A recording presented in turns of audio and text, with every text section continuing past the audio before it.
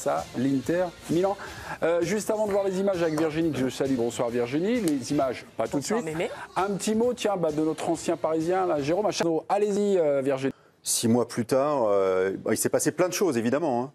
Personnellement, je retiens l'arrivée de Kvaratskhelia, qui est un joueur, je trouve, qui a métamorphosé complètement cette équipe à partir du mois de janvier. Mais il s'est passé plein de choses. C'est exprimé avec un esprit un petit peu revanchard. C'est incroyable, peu de gens croyaient en nous. On a beaucoup travaillé, on est une équipe, une famille. On mérite ce moment comme les supporters et les Parisiens qui nous ont soutenus dans les moments difficiles. Il encense ensuite l'entraîneur. Luis Enrique a fait un travail incroyable depuis qu'il est arrivé au PSG. Il a créé une grande équipe. Il y a beaucoup de travail derrière tout ça.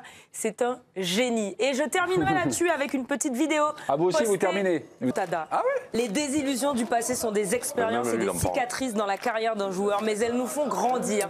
Il faut toujours garder le côté positif. Et puis lui aussi a eu un mot sur son technicien.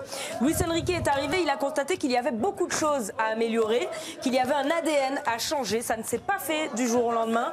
Les matchs contre City et Liverpool nous ont donné confiance et les résultats lui donnent raison. Paris vous a-t-il impressionné? Peut-être qui sert la lecture de Stéphane.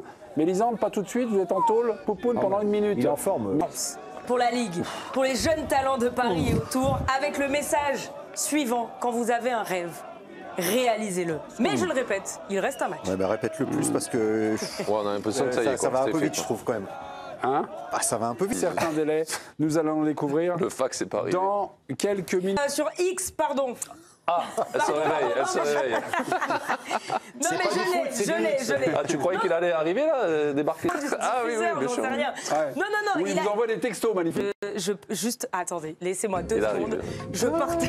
Il y a 2 minutes. Avec la régie. 2 minutes. C'est un très joli post, c'est émouvant. Ouais. Paris Est-ce qu'il Saint-Germain. remercie Dieu? Il doit être Non. fou de joie. Il est 100% parisien, non? Je veux dire, après la séquence là, s'il nous explique qu'il préfère avoir Ederson. Je suis prêche à convaincu. Moi, je te dis. Non, mais il y a 3 mois, c'est vrai que tu pouvais te poser la question. Si on doit dire qui est favori, je dirais plutôt Paris. Ok, marquons une petite pause, évidemment, avec Virginie. A tout de suite, Sourire, mes s'il amis. vous plaît. Très bon coup franc obtenu par Paris à la 27e minute. Et qualifié, Paris est en finale. Ah bon? Voilà, Voilà. Paris a gagné 2-1.